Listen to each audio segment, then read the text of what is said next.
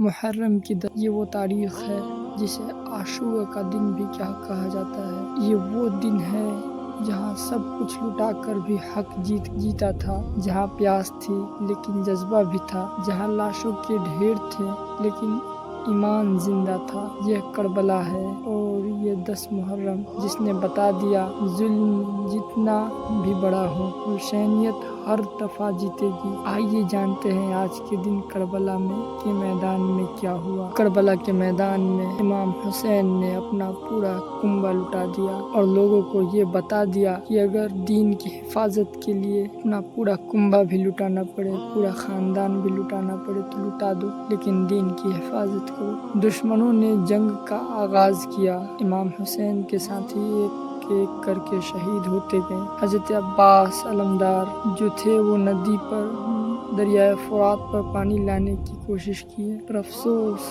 کہ ناکام ہو گئے۔ ان کا بازو کاٹ دیا گیا اور انہیں شہید کر دیا گیا۔ پھر حضرت علی اکبر جو امام حسین کے جوان بیٹے تھے وہ بھی جنگ کے میدان میں گئے اور انہیں بھی شہید کر دیا گیا۔ میں المختصر بیان کر رہا ہوں کربلا کا میدان کہ 10 محرم کو کیا ہوا، ورنہ اگر میں بیان کرنے بیٹھوں تو سارا دن گزر جائے اور داستان کربلا ختم نہ ہو۔ تو حضرت علی اکبر جب میدان میں گئے تو وہ بھی بہت ہی زیادہ بہادری کے ساتھ لڑے، اور افسوس ان ظالموں نے چاروں طرف سے گھیرا اور انہیں بھی شہید کر دیا۔ ان کے سینے میں ایک نیزہ لگا تھا جس کو وہ کہہ رہے تھے بابا اگر ایک باری سے نکال دینا پھر ان ظالموں کا مقابلہ کرو۔ پر جب امام حسین نے وہ نیزہ نکالا تو دل اس نیزے کی نوک پر آ گیا باہر۔ امام حسین یہ منظر دیکھ کر دنگ رہ گئے۔ پھر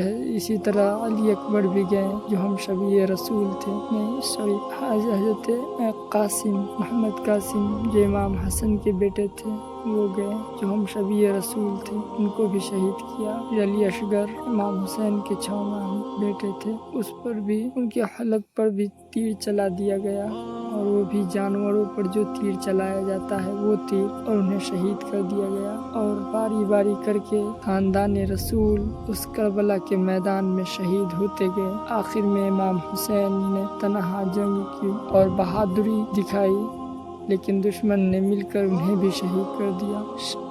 جب امام حسین سجدے میں گئے تو شمر ملعون نے امام حسین کا سر مبارک کاٹ دیا۔ امام حسین کا سر کوفہ اور پھر شام میں لے جایا گیا اور اہل بیت کی عورتوں کو قیدی بنا لیا گیا۔ شام میں امام کی لاش کو گھوڑوں سے کچلا گیا۔ اس کربلا کے میدان میں نعوذ باللہ گھوڑے دوڑائے گئے امام کی لاشوں پر۔ پھر آیا وہ شام جسے شام غریبہ کہتے ہیں، سارا کنبہ لٹ گیا۔ جب امام حسین کا سر قلم کیا گیا تو آسمان دم اندھیرا ہو گیا، سورج پہ گرہن لگ گئے، دن میں تارے نظر آنے لگے اور خون کی بارش ہوئی۔ ہائے کیسا منظر ہوگا، کیسے اس منظر کو آسمان نے گوارا کیا ہو، کیسے نظارہ کیا ہوگا۔ تو اے لوگوں کبھی بھی کربلا کی کہانی کو نہ بھولنا۔ امام حسین نے اس دین کی حفاظت کے لیے اپنا پورا کنبہ لٹایا ہے۔ کبھی بھی اس دین پر آنچ نہ آنے دینا۔